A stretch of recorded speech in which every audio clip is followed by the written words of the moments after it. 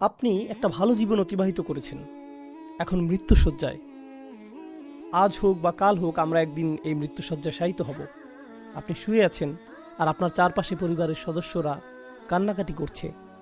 আপনি কথা বলতে পারছেন না, কারণ বালাগাতি তারাকি, রূহ ইতিমধ্যে গলায় পৌঁছে গেছে। আপনি আমি এই ক্ষণস্থায়ী বাসস্থান ছেড়ে চির বিদায়ের পথে। এই শরীরটাও আমাদের রূহের জন্য ক্ষণকালের বাসস্থান। আমরা এই শরীর ছেড়ে দেবার পথে।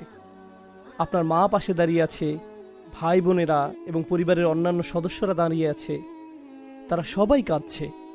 ঠিক সেই সময় আপনার চোখ খুলে গেল, এমন কিছু দেখতে পাচ্ছেন যা অন্য কেউ দেখছে না। দেখতে পেলেন ফেরেশতারা নেমে আসছে।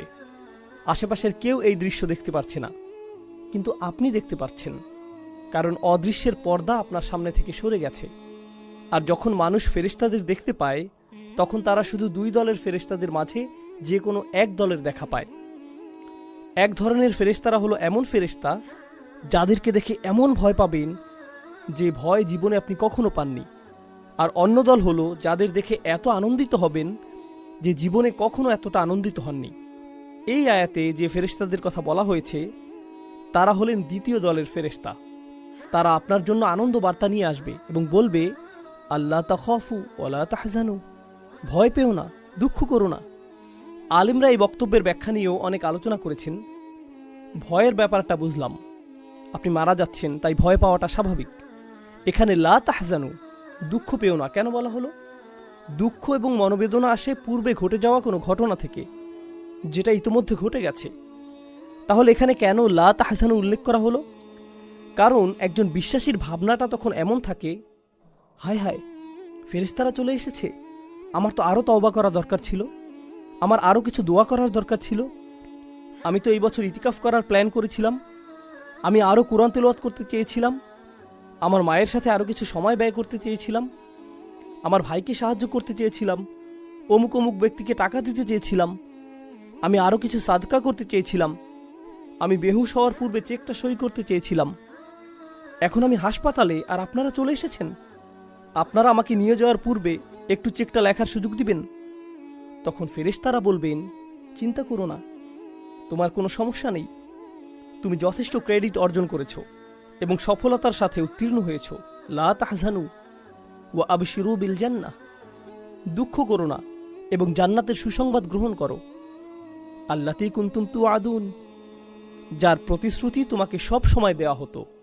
চিন্তা করে দেখুন, মানুষটি মৃত্যুশয্যায়, তার আশেপাশে সবাই কাঁদছে, তার সে সময় এক ফোঁটা চোখের পানি ফেলার শক্তি পর্যন্ত থাকে না, কিন্তু ভেতরে ভেতরে তিনি এমন চরম আনন্দিত যে জীবনে কখনো এমন আনন্দিত হননি। কারণ তিনি মাত্রই জান্নাতের গ্যারান্টি পেলেন। আল্লাহ আজ্জা ওয়া জাল্লার চাইতে কে আমার আপনার বেশি যত্ন নেয়? কেউ না। কে সব সময় আমাদের সাথেই ছিলেন?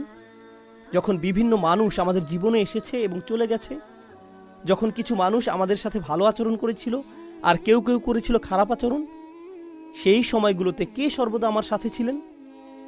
আমার ভালো চেয়েছেন এবং আমাকে নিরাপত্তা দিয়ে গেছেন।